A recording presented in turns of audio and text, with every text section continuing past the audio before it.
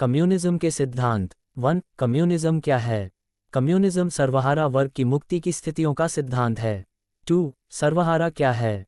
सर्वहारा समाज में वह वर्ग है जो पूरी तरह से अपने श्रम की बिक्री से जीवन यापन करता है और किसी भी प्रकार की पूंजी से लाभ नहीं कमाता है, जिनका सुख और शोक, जिनका जीवन और मृत्यु, जिनका एकमात्र अस्तित्व श्रम की मांग पर निर्भर करता है, इसलिए व्यापार की बदलती स्थिति पर, बेलगाम प्रतिस्पर्धा की अनिश्चितताओं पर।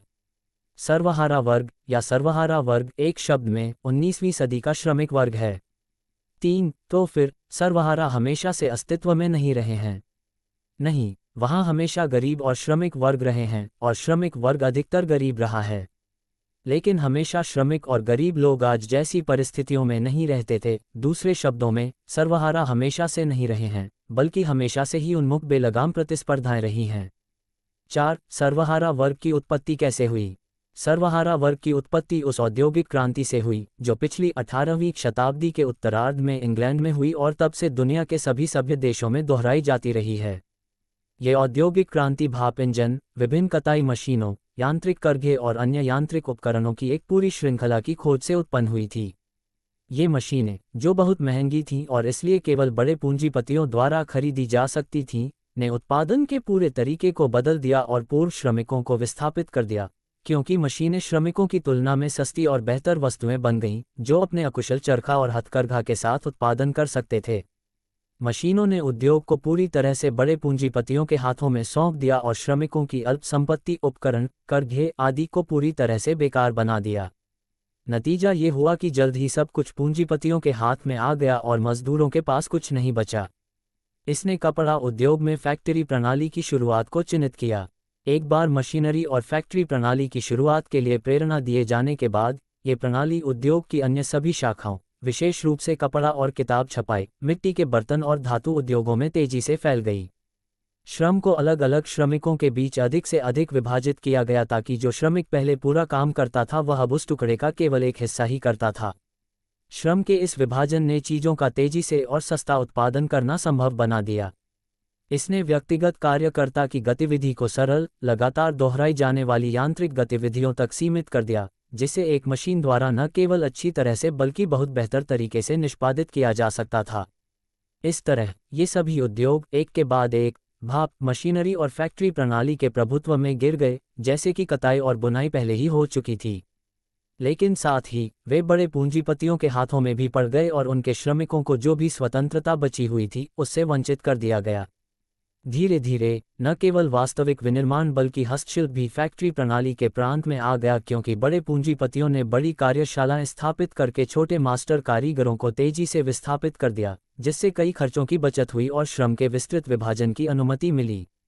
इस प्रकार यह हुआ है कि वर्तमान समय में सभ्य देशों में लगभग सभी प्रकार के श्रम कारखानों में किए जाते हैं और काम की लगभग सभी शाखाओं में हस्तशिल्प और विनिर्माण को हटा दिया गया है।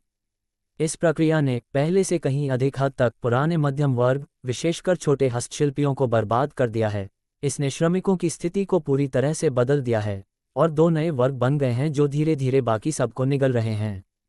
ये है सैड फेस आई, बड़े पूंजीपतियों का वर्ग, जो सभी सभ्य देशों में पहले से ही निर्वाह के सभी साधनों और उपकरणों, मशीनों, कारखानों और निर्वाह के साधनों के उत्पादन के लिए आवश्यक सामग्रियों पर लगभग विशेष कब्जा रखता है।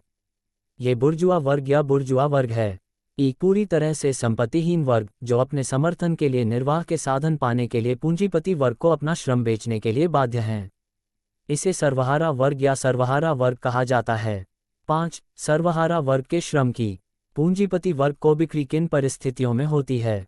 किसी भी अन्य वस्तु की तरह श्रम भी एक वस्तु है और इसलिए इसकी कीमत बिल्कुल उन्हीं कानूनों द्वारा निर्धारित होती है जो अन्य वस्तुओं पर लागू होते हैं। बड़े उद्योग या मुक्त प्रतिस्पर्धा के शासन में, जैसा कि हम देखेंगे, दोनों एक ही चीज पर आते हैं। किसी वस्तु की कीमत औसतन हमेशा उसके उत्पादन की लागत के बराबर होती है। इसलिए श्रम की कीमत भी श्रम के उत्पादन की लागत के बराबर है। लेकिन श्रम के उत्पादन की लागत में श्रमिक को काम जारी रखने में सक्षम बनाने और श्रमिक वर्ग को मरने से रोकने के लिए आवश्यक निर्वाह के साधनों की मात्रा शामिल होती है। इसलिए श्रमिक को उसके श्रम के लिए इस उद्देश्य के लिए आवश्यक से अधिक नहीं मिलेगा। श्रम की कीमत या मजदूरी, दूसरे शब्दों में, जीवन के रखरखाव के लिए आवश्यक सबसे कम न्यूनतम होगी। हालांकि चूंकि व्यवसाय कभी कभी बेहतर होता है और कभी कभी खराब होता है, इसका परिणाम ये होता है कि श्रमिक को अपनी वस्तुओं के लिए कभी कभी अधिक और कभी कभी कम मिलता है।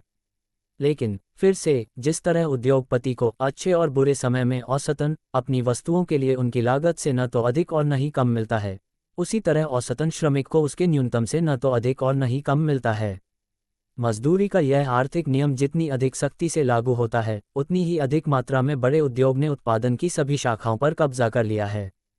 6. औद्योगिक क्रांति से पहले कौन से श्रमिक वर्ग थे? समाज के विकास के विभिन्न चरणों के अनुसार श्रमिक वर्ग हमेशा अलग अलग परिस्थितियों में रहते थे और मालिक और शासक वर्गों के साथ उनके अलग अलग संबंध होते थे। प्राचीन काल में श्रमिक मालिकों के गुलाम थे, जैसे वे अभी भी कई पिछड़े देशों और यहाँ तक कि संयुक्त राज्य अमेरिका के दक्षिणी भाग में हैं। मध्य युग में वे भूमि स्वामी कुलीन वर्ग के दास थे, जैसे वे अभी भी हंगरी, पोलैंड और रूस में हैं। मध्य युग में और वास्तव में औद्योगिक क्रांति तक शहरों में ऐसे यात्री भी थे जो निम्न बुर्जुआ स्वामी की सेवा में काम करते थे। धीरे धीरे जैसे जैसे विनिर्माण विकसित हुआ, ये यात्री विनिर्माण श्रमिक बन गए, जिन्हें तब भी बड़े पूंजीपतियों द्वारा नियोजित किया गया था। 7. सर्वहारा किस प्रकार दासों से भिन्न है? गुलाम हमेशा के लिए बिक जाता है, सर्वहारा को स्वयं को प्रतिदिन और प्रति घंटा बेचना होगा। व्यक्तिगत दास एक स्वामी की संपत्ति का अस्तित्व सुनिश्चित है, चाहे वह कितना भी दयनीय क्यों न हो, स्वामी के हित के कारण। व्यक्तिगत सर्वहारा संपत्ति मानो संपूर्ण बुर्जुआ वर्ग की हो, जो अपना श्रम तभी खरीदता है जब किसी को इसकी आवश्यकता होती है, उसका कोई सुरक्षित अस्तित्व नहीं है। यह अस्तित्व केवल संपूर्ण वर्ग के लिए ही सुनिश्चित है। दास प्रतिस्पर्धा से बाहर है, सर्वहारा इसमें है और इसकी सभी अनियमितताओं का अनुभव करता है। दास को एक वस्तु के रूप में गिना जाता है, समाज के सदस्य के रूप में नहीं। इस प्रकार दास का अस्तित्व सर्वहारा से बेहतर हो सकता है, जबकि सर्वहारा सामाजिक विकास के उच्च स्तर का होता है और स्वयं दास की तुलना में उच्च सामाजिक स्तर पर खड़ा होता है। दास स्वयं को तभी मुक्त करता है जब वह निजी संपत्ति के सभी संबंधों में से केवल दासता के संबंध को समाप्त कर देता है और इस तरह सर्वहारा बन जाता है। सर्वहारा सामान्य रूप से निजी संपत्ति को समाप्त करके ही स्वयं को मुक्त कर सकता है। 8. सर्वहारा किस प्रकार भूदासों से भिन्न है? भूदास के पास उत्पादन का एक साधन, भूमि का एक टुकड़ा होता है और वह उसका उपयोग करता है, जिसके बदले में वह अपने उत्पाद का एक हिस्सा या अपने श्रम की सेवाओं का एक हिस्सा छोड़ देता है।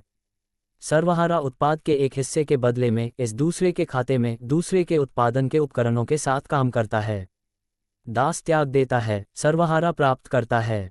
भूदास का अस्तित्व सुनिश्चित है, सर्वहारा का नहीं। दास प्रतिस्पर्धा से बाहर है, सर्वहारा उसमें है।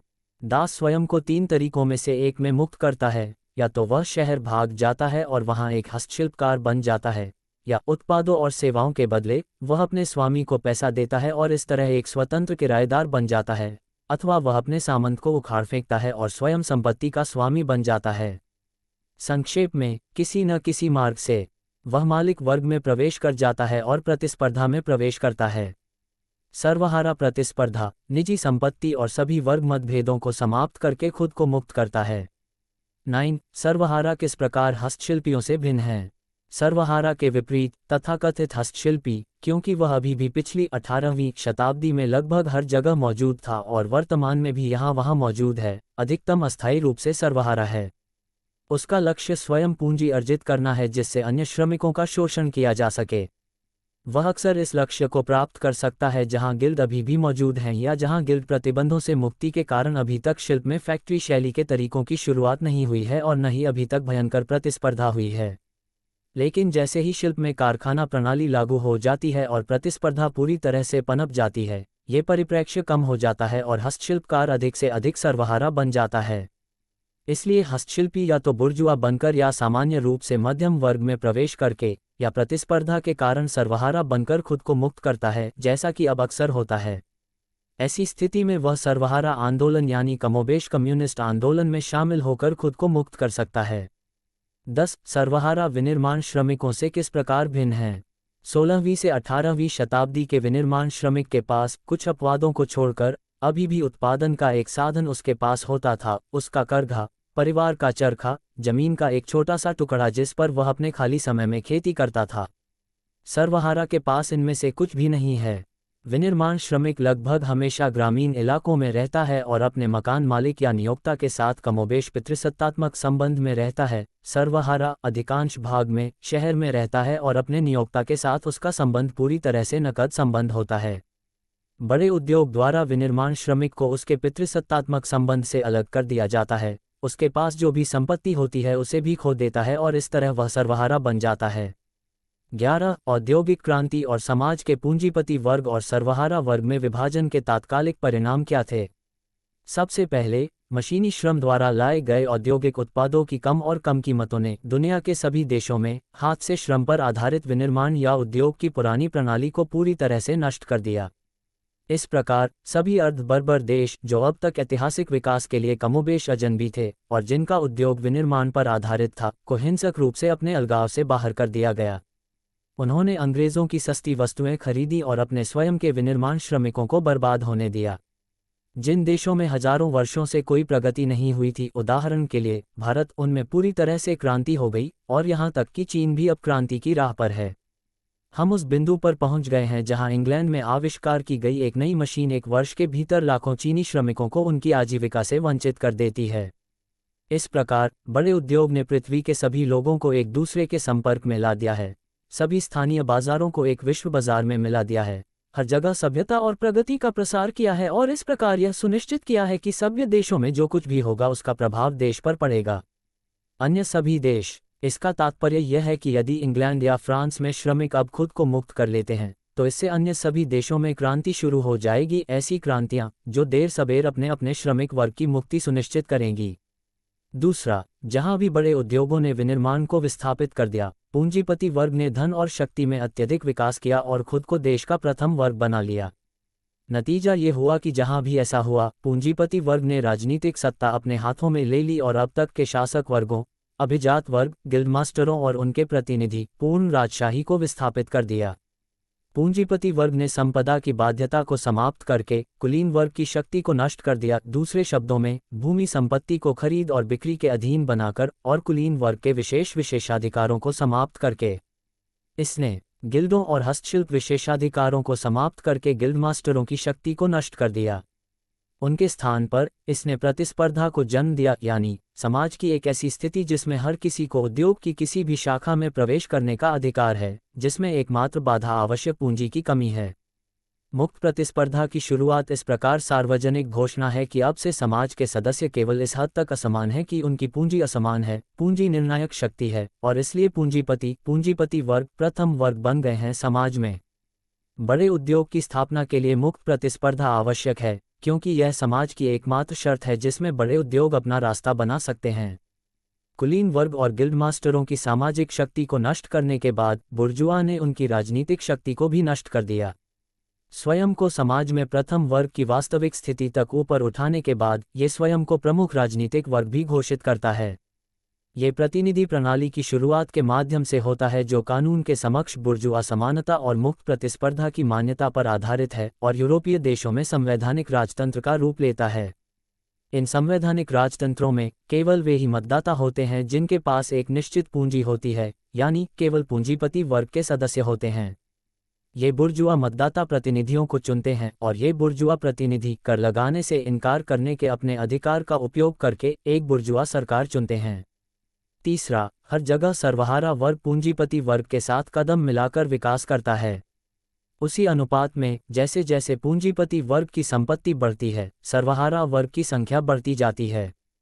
क्योंकि चूंकि सर्वहारा वर्ग को केवल पूंजी द्वारा नियोजित किया जा सकता है और चूंकि पूंजी केवल श्रम को नियोजित करने के माध्यम से ही फैलती है, तो इसका मतलब यह है कि सर्वहारा वर्ग का विकास ठीक उसी गति से होता है जिस गति से पूंजी का विकास होता है। इसके साथ ही ये प्रक्रिया पूंजीपति वर्ग और सर्वहारा वर्ग के सदस्यों को बड़े शहरों में एक साथ खींचती है जहां उद्योग को सबसे अधिक लाभदायक तरीके से चलाया जा सकता है और इस प्रकार विशाल जनसमूह को एक स्थान पर लाकर यह सर्वहारा वर्ग को अपनी ताकत का एहसास कराता है। इसके अलावा ये प्रक्रिया जितनी आगे बढ़ती है, जितनी अधिक नई श्रम बचत मशीनों का आविष्कार किया जाता है, बड़े उद्योग द्वारा मजदूरी पर दबाव उतना ही अधिक होता है, जो जैसा कि हमने देखा है अपने न्यूनतम स्तर तक गिर जाता है और इस तरह सर्वहारा वर्ग की स्थिति को और अधिक खराब कर देता है। असहनीय इस प्रकार सर्वहारा वर्ग का बढ़ता असंतोष एक सर्वहारा सामाजिक क्रांति तैयार करने की उसकी बढ़ती शक्ति के साथ जुड़ जाता है। 12. औद्योगिक क्रांति के आगे क्या परिणाम हुए? भाप इंजन और अन्य मशीनों में बड़े उद्योग का निर्माण हुआ, जिससे औद्योगिक उत्पादन का अंतहीन विस्तार हुआ, इसमें तेजी आई और इसकी लागत में कटौती हुई। इस प्रकार उत्पादन की सुविधा के साथ मुक्त प्रतिस्पर्धा, जो आवश्यक रूप से बड़े उद्योग से जुड़ी हुई है, ने सबसे चरम रूप धारण कर लिया। बड़ी संख्या में पूंजीपतियों ने उद्योग पर आक्रमण किया और कुछ ही समय में आवश्यकता से अधिक उत्पादन होने लगा। परिणामस्वरूप तैयार माल नहीं बेचा जा सका और तथाकथित वाणिज्यिक संकट उत्पन्न हो गया। फैक्ट्रियां बंद करनी पड़ीं, उनके मालिक दिवालिया हो गए और मजदूरों के पास रोटी नहीं बची। सर्वत्र घोर दुख व्याप्त हो गया। कुछ समय के बाद अनावश्यक उत्पाद बिकने लगे, फैक्ट्रियां फिर से चलने लगीं, मजदूरी बढ़ गई और धीरे धीरे व्यापार पहले से बेहतर हो गया। लेकिन ज़्यादा देर नहीं हुई जब बहुत सारी वस्तुओं का फिर से उत्पादन शुरू हो गया और एक नया संकट पैदा हो गया, जिसे अपने पूर्ववर्ती के समान ही रास्ता अपनाना पड़ा। इस 19वीं सदी की शुरुआत से ही उद्योग की स्थिति समृद्धि की अवधि और संकट की अवधि के बीच लगातार उतार चढ़ाव करती रही है। लगभग हर 5 से 7 साल में एक नया संकट सामने आता है, हमेशा श्रमिकों के लिए सबसे बड़ी कठिनाई के साथ और हमेशा सामान्य क्रांतिकारी हलचल और चीज़ों के पूरे मौजूदा क्रम के लिए प्रत्यक्ष खतरे के साथ। 13. इन आवधिक वाणिज्यिक संकटों से क्या होता है? पहला, हालांकि बड़े उद्योग ने अपने शुरुआती चरण में मुक्त प्रतिस्पर्धा पैदा की थी, लेकिन अब ये मुक्त प्रतिस्पर्धा से आगे निकल गया है कि बड़े उद्योग के लिए प्रतिस्पर्धा और आमतौर पर उत्पादन का व्यक्तिवादी संगठन एक बंधन बन गया है जिसे इसे तोड़ना ही होगा और तोड़ना ही होगा कि जब तक बड़ा उद्योग अपनी वर्तमान स्थिति में बना हुआ है, इसे केवल हर 7 साल में होने वाली सामान्य अराजकता की कीमत पर बनाए रखा जा सकता है, जो हर बार पूरी सभ्यता को खतरे में डालती है और न केवल सर्वहारा वर्ग को दुख में डालती है, बल्कि बड़े हिस्से को भी बर्बाद कर देती है। पूंजीपति वर्ग इसलिए या तो उस बड़े उद्योग को स्वयं छोड़ देना चाहिए, जो कि एक पूर्ण संभवता है, या यह अपरिहार्य रूप से समाज के एक बिल्कुल नए संगठन को आवश्यक बनाता है जिसमें उत्पादन अब पारस्परिक रूप से प्रतिस्पर्धी व्यक्तिगत उद्योगपतियों द्वारा निर्देशित नहीं होता है, बल्कि पूरे समाज द्वारा संचालित होता है। एक निश्चित योजना और सभी की जरूरतों का ध्यान रखना। दूसरा, वह बड़ा उद्योग और उत्पादन का असीमित विस्तार जिसे वह संभव बनाता है, व्यवहार्यता की सीमा के भीतर एक सामाजिक व्यवस्था लाता है जिसमें इतना उत्पादन होता है कि समाज का प्रत्येक सदस्य अपनी सभी शक्तियों का प्रयोग और विकास करने की स्थिति में होगा और संकायपूर्ण स्वतंत्रता में।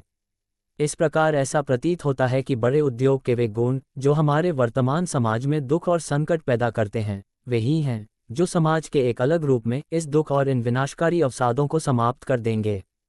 हम अत्यंत स्पष्टता के साथ देखते हैं सैड फेस आई अब से इन सभी बुराइयों को केवल एक सामाजिक व्यवस्था के लिए जिम्मेदार ठहराया जाएगा जो अब वास्तविक स्थिति की आवश्यकताओं के अनुरूप नहीं है, और नई सामाजिक व्यवस्था के माध्यम से इन बुराइयों को पूरी तरह से खत्म करना संभव है।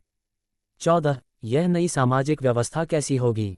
सबसे बढ़कर उसे उद्योग और उत्पादन की सभी शाखाओं का नियंत्रण परस्पर प्रतिस्पर्धी व्यक्तियों के हाथों से लेना होगा और इसके बजाय एक ऐसी प्रणाली स्थापित करनी होगी जिसमें उत्पादन की ये सभी शाखाएं समग्र रूप से समाज द्वारा संचालित हों, अर्थात सामान्य खाते के लिए एक सामान्य योजना के अनुसार और समाज के सभी सदस्यों की भागीदारी के साथ। दूसरे शब्दों में, ये प्रतिस्पर्धा को खत्म कर देगा और इसकी जगह एसोसिएशन ले लेगा।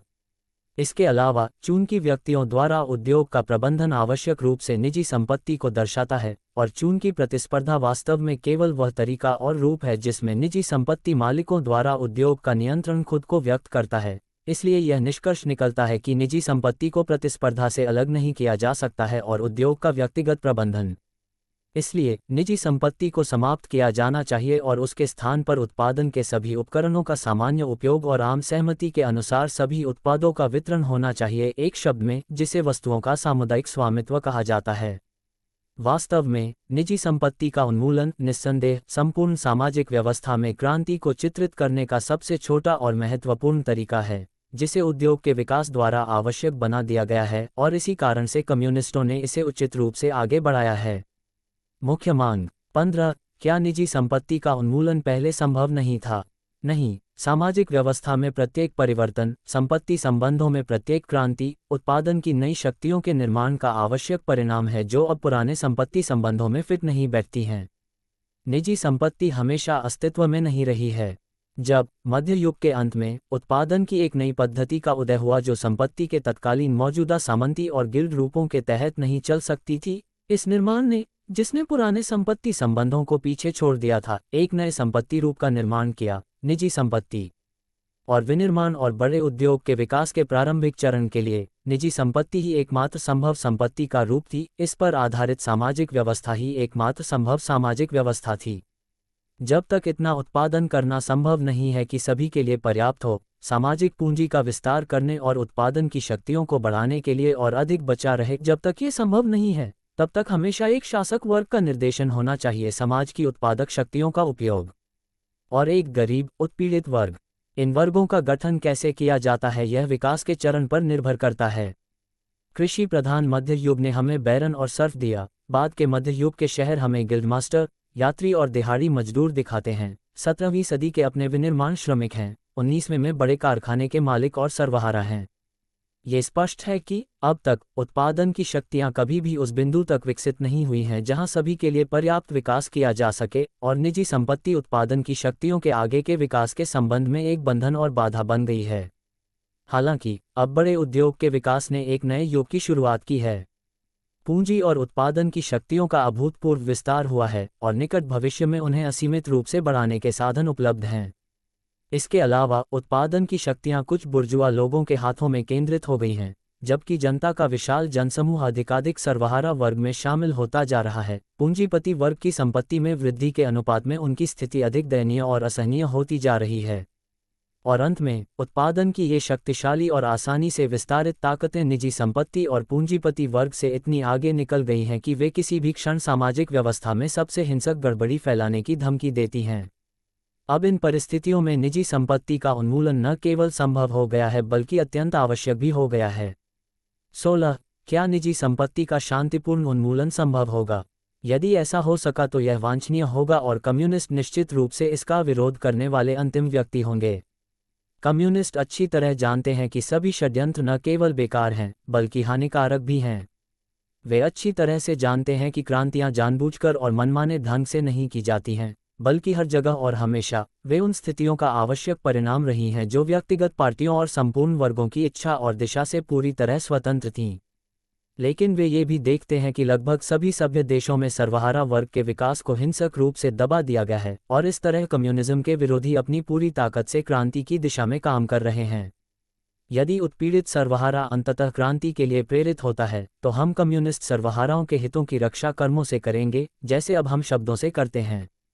17. क्या निजी संपत्ति को एक झटके में खत्म करना संभव होगा?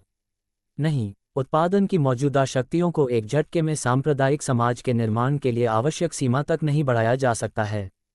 पूरी संभावना है कि सर्वहारा क्रांति मौजूदा समाज को धीरे धीरे बदल देगी और निजी संपत्ति को तभी समाप्त कर सकेगी जब उत्पादन के साधन पर्याप्त मात्रा में उपलब्ध होंगे।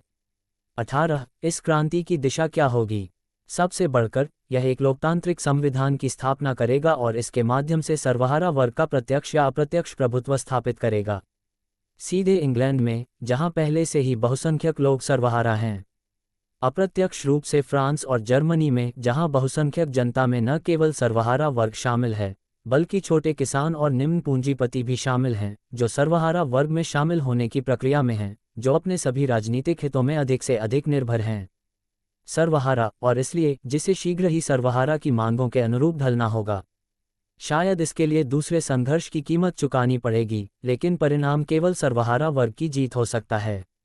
लोकतंत्र सर्वहारा वर्ग के लिए पूरी तरह से मूल्यहीन होगा यदि इसे तुरंत निजी संपत्ति के खिलाफ निर्देशित उपायों को लागू करने और सर्वहारा वर्ग की आजीविका सुनिश्चित करने के साधन के रूप में उपयोग नहीं किया गया।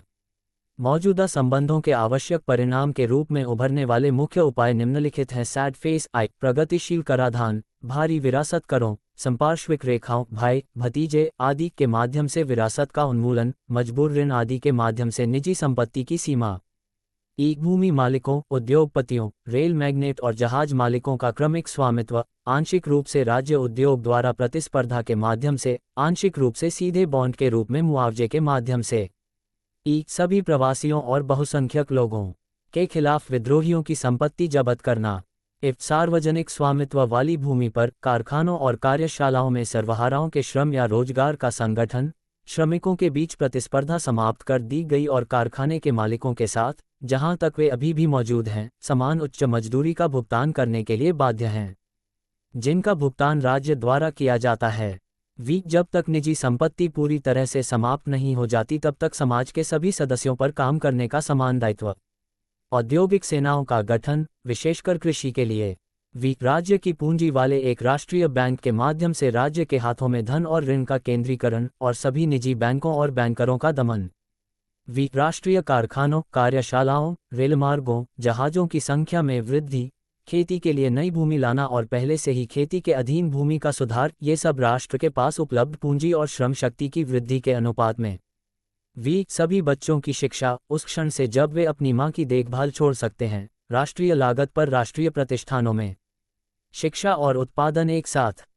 उद्योग और कृषि दोनों में लगे नागरिकों के संबद्ध समूहों के लिए सामुदायिक आवास के रूप में सार्वजनिक भूमि पर बड़े महलों का निर्माण और शहरी और ग्रामीण परिस्थितियों के लाभों को अपने जीवन के तरीके में संयोजित करना, जबकि प्रत्येक की एकतरफाता और कमियों से बचना। शहरी जिलों में सभी अस्वास्थ्यकर और जेरी निर्मित आवासों का विनाश। विवाह के अंदर और बाहर पैदा हुए बच्चों के लिए समान विरासत अधिकार। परिवहन के सभी साधनों का राष्ट्र के हाथों में संकेंद्रण। निस्संदेह इन सभी उपायों को एक साथ पूरा करना असंभव है, लेकिन कोई हमेशा दूसरों को इसके दायरे में लाएगा। एक बार निजी संपत्ति पर पहला क्रांतिकारी हमला शुरू हो जाने के बाद सर्वहारा खुद को और भी आगे बढ़ने, सारी पूंजी, सारी कृषि, सारी परिवहन, सारा व्यापार राज्य के हाथों में केंद्रित करने के लिए मजबूर हो जाएगा। उपरोक्त सभी उपाय इसी उद्देश्य से निर्देशित हैं और वे व्यवहारिक और व्यवहार्य हो जाएंगे। अपने केंद्रीकरण प्रभाव को ठीक उसी हद तक उत्पन्न करने में सक्षम होंगे जिस हद तक सर्वहारा वर्ग अपने श्रम के माध्यम से देश की उत्पादक शक्तियों को कई गुना बढ़ा देता है। अंततः जब सारी पूंजी, सारा उत्पादन, सारा विनिमय राष्ट्र के हाथों में एक साथ आ जाएगा, तो निजी संपत्ति अपने आप गायब हो जाएगी, पैसा अनावश्यक हो जाएगा और उत्पादन इतना बढ़ जाएगा और मनुष्य इतना बदल जाएगा कि समाज सक्षम हो जाएगा उसकी जो भी पुरानी आर्थिक आदतें बची हुई हैं, उन्हें दूर करना। 19. क्या ये क्रांति अकेले एक देश में हो पाना संभव होगा? नहीं। विश्व बाजार का निर्माण करके बड़े उद्योग ने पहले से ही पृथ्वी के सभी लोगों और विशेष रूप से सभ्य लोगों को एक दूसरे के साथ इतने घनिष्ठ संबंध में ला दिया है कि कोई भी इस बात से स्वतंत्र नहीं है कि दूसरे के साथ क्या होता है। इसके अलावा इसने सभ्य देशों के सामाजिक विकास को इस हद तक समन्वित किया है कि उन सभी में पूंजीपति वर्ग और सर्वहारा वर्ग निर्णायक वर्ग बन गए हैं और उनके बीच का संघर्ष आज का महान संघर्ष बन गया है।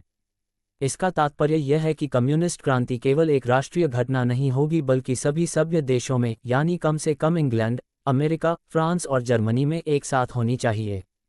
यह इनमें से प्रत्येक देश में कमोबेश तेजी से विकसित होगा, क्योंकि किसी न किसी देश के पास अधिक विकसित उद्योग, अधिक धन, अधिक महत्वपूर्ण उत्पादक शक्तियां हैं। इसलिए ये सबसे धीमी गति से चलेगा और जर्मनी में सबसे अधिक बाधाओं का सामना करेगा, सबसे तेजी से, और इंग्लैंड में सबसे कम कठिनाइयों के साथ। इसका दुनिया के अन्य देशों पर एक शक्तिशाली प्रभाव पड़ेगा और विकास की गति को काफी तेज करते हुए जो उन्होंने अब तक अपनाई है उसे मौलिक रूप से बदल देगा।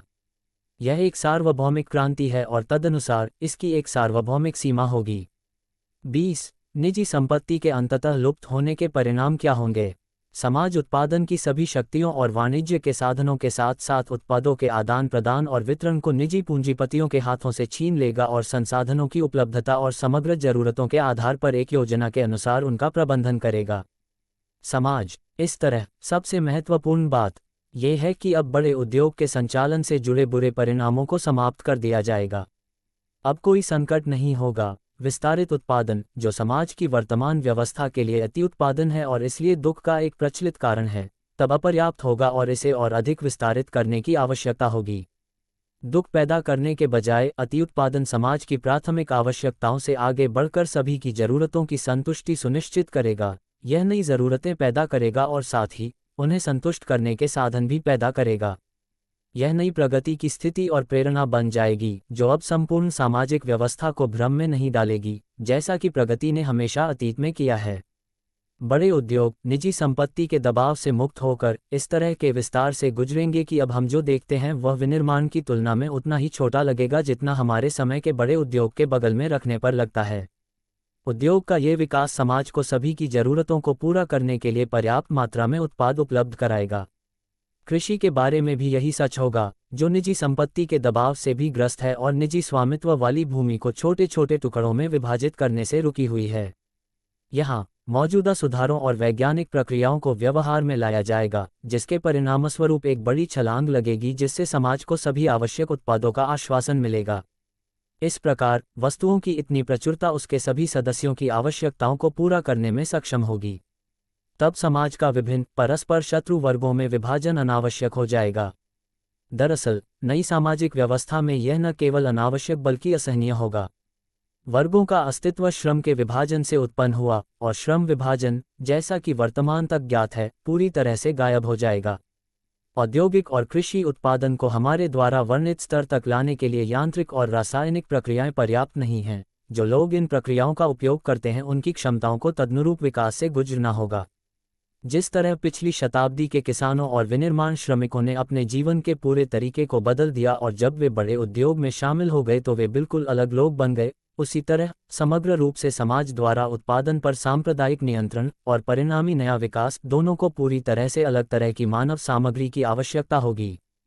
लोग अब, जैसा कि वे आज हैं, उत्पादन की एक ही शाखा के अधीन नहीं रहेंगे, उससे बंधे नहीं रहेंगे, उसके द्वारा शोषित नहीं रहेंगे।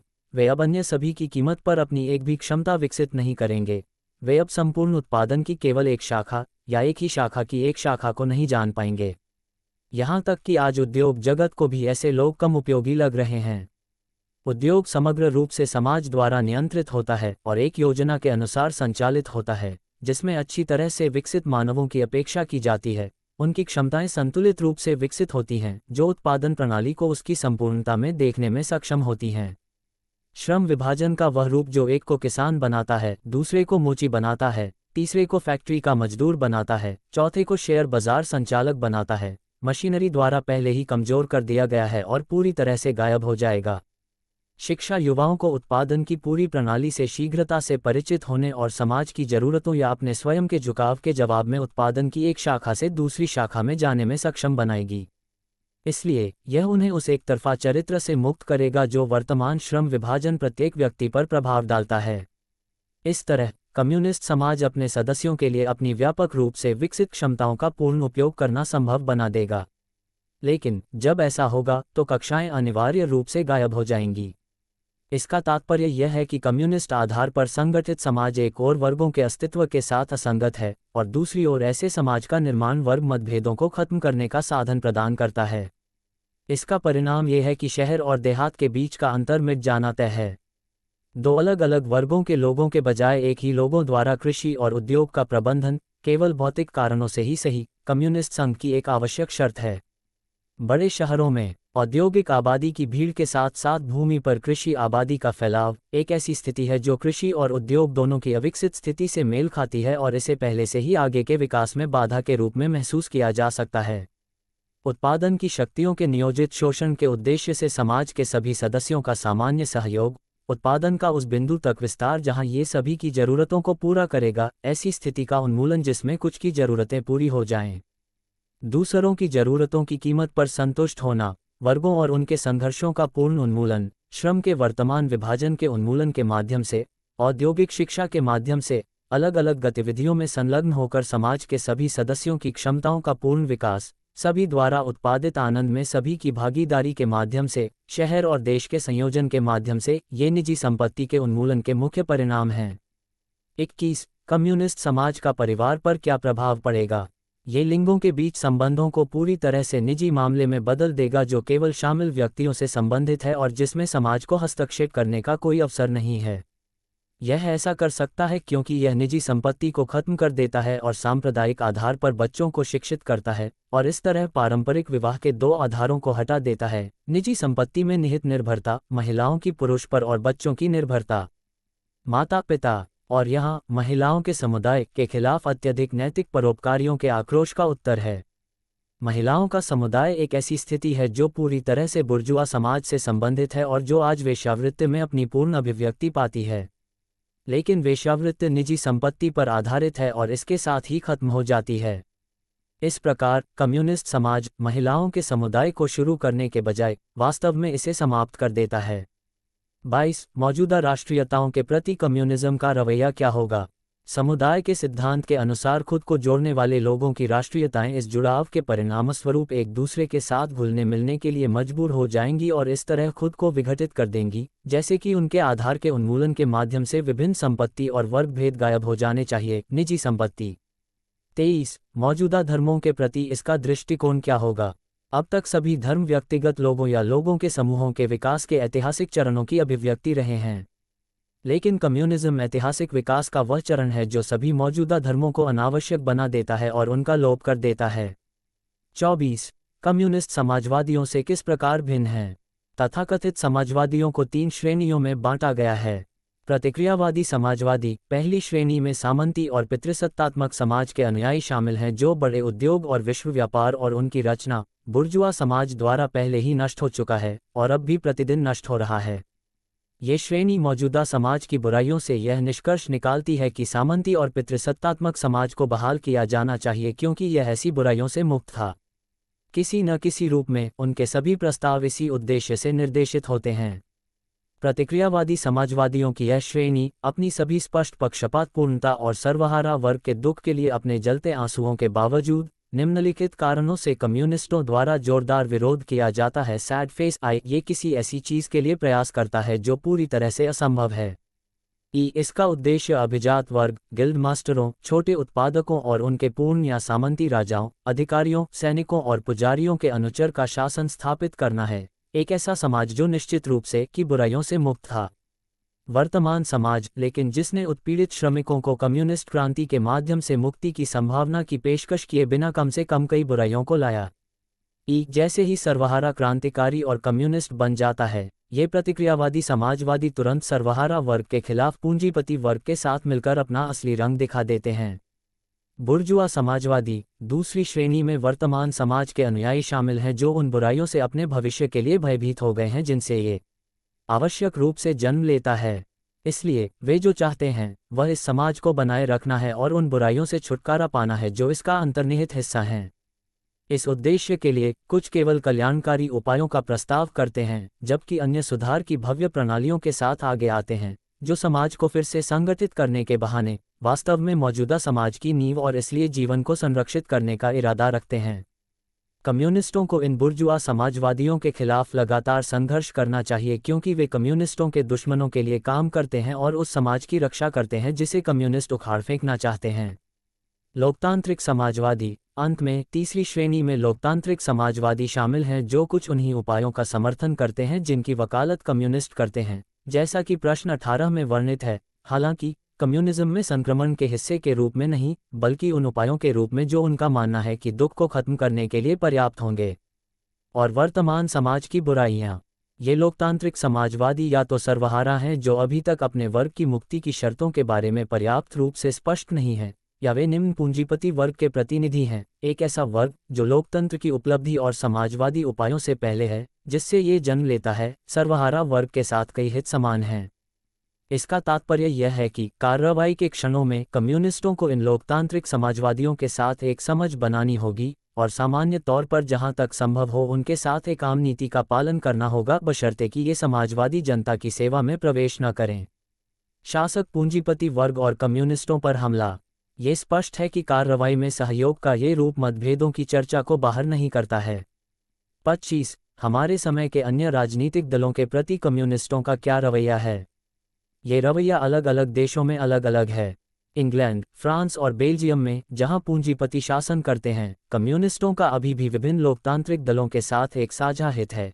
एक ऐसा हित जो उतना ही अधिक बड़ा है जितना अधिक वे समाजवादी उपायों का समर्थन करते हैं जो कम्युनिस्टों के लक्ष्यों के करीब पहुंचते हैं, अर्थात जितना अधिक स्पष्ट और निश्चित रूप से वे सर्वहारा वर्ग के हितों का प्रतिनिधित्व करते हैं और उतना ही अधिक वे समर्थन के लिए सर्वहारा वर्ग पर निर्भर होते हैं। उदाहरण के लिए, इंग्लैंड में श्रमिक वर्ग के चार्टिस्ट लोकतांत्रिक निम्न पूंजीपति वर्ग या तथाकथित कट्टरपंथियों की तुलना में कम्युनिस्टों के कहीं अधिक करीब हैं।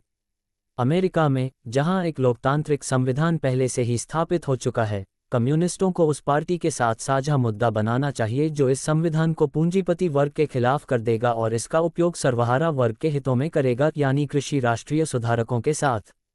स्विट्जरलैंड में, कट्टरपंथी, हालांकि एक बहुत ही मिश्रित पार्टी है, एकमात्र समूह है जिसके साथ कम्युनिस्ट सहयोग कर सकते हैं, और इन कट्टरपंथियों के बीच वाडोइस और जैनेविस सबसे उन्नत हैं। जर्मनी में अंततः अब निर्णायक संघर्ष पूंजीपति वर्ग और निरंकुश राजशाही के बीच है। चूंकि कम्युनिस्ट तब तक अपने और पूंजीपति वर्ग के बीच निर्णायक संघर्ष में शामिल नहीं हो सकते जब तक कि पूंजीपति वर्ग सत्ता में न हो। इससे ये पता चलता है कि यह कम्युनिस्टों के हित में है कि पूंजीपति वर्ग को जितनी जल्दी हो सके सत्ता में लाने में मदद की जाए ताकि वह जल्द से जल्द सत्ता में आ सकें।